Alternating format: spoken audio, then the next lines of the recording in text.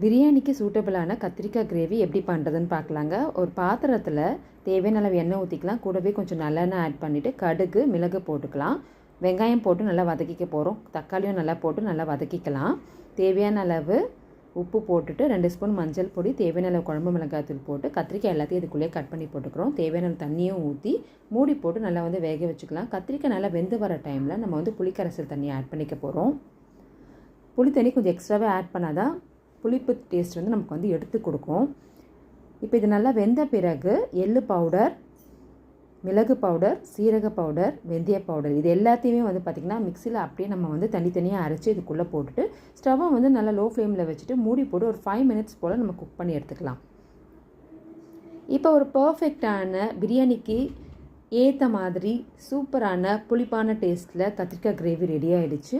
Try பண்ணி பாருங்கள். இந்த வீடியோ உங்களுக்கு பிடிச்சிருந்தா லைக் பண்ணுங்கள்.